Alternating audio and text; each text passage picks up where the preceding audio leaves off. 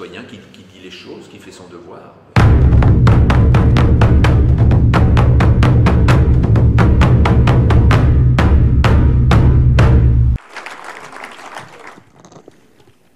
Hello, I'm Severin Suzuki, speaking for ECHO, the Environmental Children's Organization. I am here to speak for all generations to come. Hello, my name is Severin Cullis Suzuki. Today I am 29 years old, and I am speaking to you as someone who is expecting her first child. J'ai découvert son discours. Bon, j'avais entendu parler de ce discours il y a longtemps, mais il y a 3 ans, je venais juste de terminer le montage de Nos enfants nous accuseront. J'ai découvert son discours sur Internet et j'étais bouleversé. Ce discours m'a touché profondément et à partir de là, j'ai décidé de la retrouver. Et je l'ai retrouvée. Ça n'a pas été facile parce que Séverne est quelqu'un qui... Séverne, c'est Séverine en anglais. Et Séverne est une petite Canadienne, enfin, était une petite Canadienne, maintenant c'est une grande Canadienne qui a 29 ans. Et donc j'ai décidé de la retrouver et je l'ai retrouvée grâce à Greenpeace Québec. Parce que Séverne se protège énormément. En plus, quand je l'ai retrouvée, elle attendait son premier enfant. Donc là, on avait une symbolique très forte. Enfant à 12 ans, elle faisait un discours qui a bouleversé les participants au premier sommet de la Terre de Rio, c'est-à-dire aux décideurs de la planète. Et puis, 18 ans après, on l'a retrouvée et elle attendait son premier enfant. Et c'est ce qui m'a définitivement décidé de la joindre et de lui demander si elle voulait être le personnage principal de ce film, Séverne, la voix de nos enfants.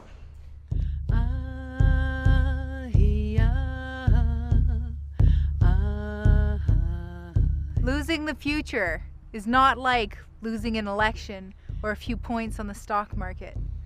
I'm here to speak for every generation to come.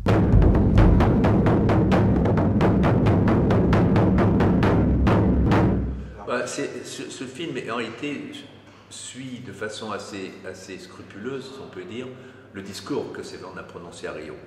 Et elle fait, 18 ans après, enfin 17 ans exactement, elle fait le point. Que s'est-il passé depuis 1992? Donc le film a été tourné en 2009. Que s'est-il passé?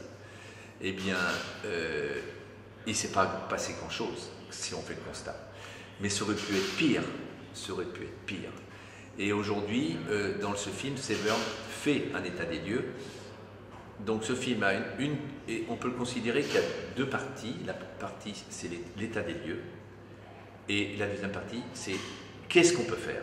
Qu'est-ce qu'on peut faire pour sauver cette planète qui, en réalité, appartient aux générations futures? Vous connaissez ce proverbe, cette phrase d'un chef indien qui a dit « La planète ne nous appartient pas, nous ne faisons que l'emprunter à nos enfants ». Donc, qu'est-ce qu'on va laisser aux générations futures?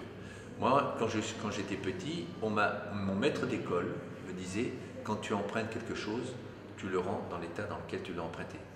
Eh bien, j'ai aujourd'hui le sentiment que je ne la rends pas dans l'état dans lequel je l'ai emprunté.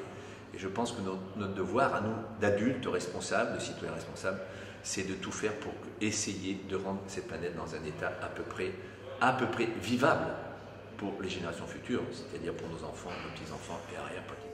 Ce qui me gêne et qui fait que je suis mal dans ma peau à 45 ans, c'est que, entre-temps, on n'a rien fait.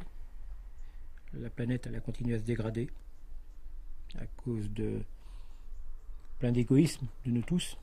Est-ce qu'aujourd'hui ça va changer? Je ne sais pas, mais il y a urgence, quoi. Il y a péril dans la demeure et c'est nous qui sommes coupables de tout ça. Et là, quand je l'écoute, je me sens très très mal dans ma peau parce que mes enfants ont l'âge de cette fille et elles pourraient avoir exactement le même discours aujourd'hui. Qu'est-ce qu'on fait pour eux? Qu'est-ce qu'on va leur laisser? Entre autres, cette agriculture intensive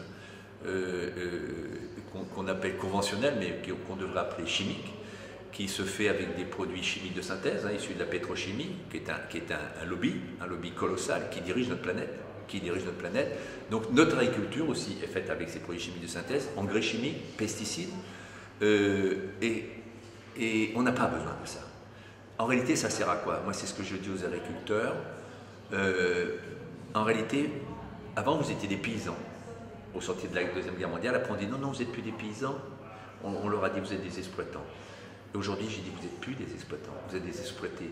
Vous êtes exploités par les multinationales, ceux qui vous vendent les machines agricoles, ceux qui vous vendent les pesticides, ceux qui vous vendent les engrais chimiques, ceux qui vous disent qui vous dictent la façon de faire votre agriculture. Et en plus, vous le payez cher, vous le payez au prix de votre santé, au prix de la santé de vos enfants, et en plus le terroir, c'est-à-dire ce qui nous nourrit. Notre terroir, en France, on a le meilleur terroir du monde, ben ce terroir, vous êtes en train de le tuer. Eh bien, on peut faire sans. On peut faire sans cette agriculture, c'est ce que ce film démontre. Et notamment, j'ai choisi au Japon un riziculteur japonais qui cultive l'aliment le plus consommé sur la planète, le plus consommé, le riz. Eh bien, ce monsieur, ce riziculteur, en réalité, il pratique une riziculture bio, donc respectueuse de la biodiversité, et ses rendements sont 30 fois supérieurs à l'agriculture conventionnelle, à l'agriculture chimique. Voilà. Donc, il y a des solutions. Il y a des solutions, il y a d'autres solutions aussi, d'autres expériences qui nous emmènent en France, principalement dans la région Poitou-Charentes, où on a décidé dans les communes de ne plus mettre de pesticides. Parce qu'il faut savoir que dans les communes, on met dans les cours d'école des pesticides. Les enfants respirent ça, parce qu'il y a un effet de rémanence, sur les terrains de sport, dans les parcs où vont jouer les enfants, sur les trottoirs où se promènent les enfants avec des petites poussettes. Et ça, ce sont des produits chimiques cancérigènes. Voilà. Donc, on peut s'en passer, la preuve, il y a plus de 150 communes dans la région Poitou-Charentes qui ont décidé d'arrêter. If you don't know how to fix it, please stop breaking it. We must stop breaking it. Donc le premier fois que je suis allé au Japon, c'était il n'y a pas longtemps, c'était en 2008, pour présenter Severn avant des enfants à Tokyo. Et je suis allé à Hiroshima. Et ce qui m'a vraiment encore convaincu qu'il fallait faire une séquence sur le problème du nucléaire, de la bombe, parce que le nucléaire, c'est quoi en réalité ? L'aboutissement, c'est la bombe atomique, c'est la destruction de notre humanité. Donc on ne peut pas aujourd'hui passer sous silence cette menace grave. Et donc voilà, je parle aussi du nucléaire en disant qu'on peut trouver d'autres énergies que ce nucléaire. Ici, nous sommes dans une région privilégiée par le soleil. Par le soleil, donc il suffit d'installer des panneaux solaires ou des photovoltaïques sur le toit, sur les toits. Ou mettre des éoliennes, j'ai vu qu'il y avait des éoliennes, et dans le paysage, je trouve que c'est au contraire, c'est un complément dans le paysage. Voilà. Donc il y a des solutions, on veut nous faire croire qu'on peut avoir une énergie nucléaire, et c'est faux, parce que vous avez vu ce qui se passe au Japon, Fukushima, c'est une vraie catastrophe, c'est très très grave, et c'est pas fini. Fukushima, c'est immaîtrisable. Le nucléaire, on ne maîtrise pas. Severn, dans le film, dit que le nucléaire, c'est un pacte avec le diable. Et elle a raison, c'est un pacte avec le diable, c'est le crime ultime intergénérationnel. Voilà. Et puis les OGM, on n'a pas besoin non plus des OGM.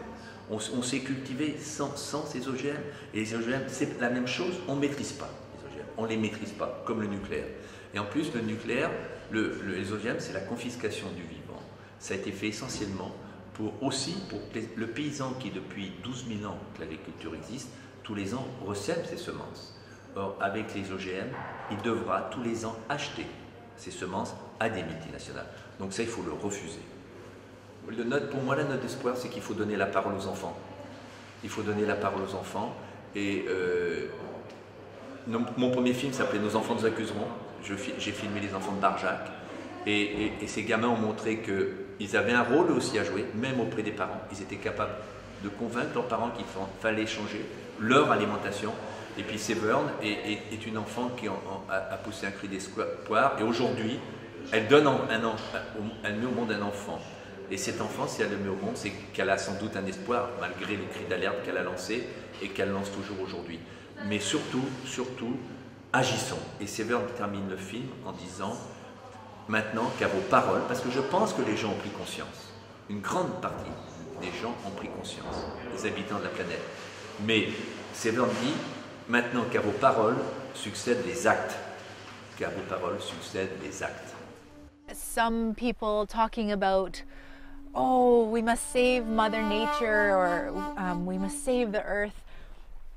I don't see it that way.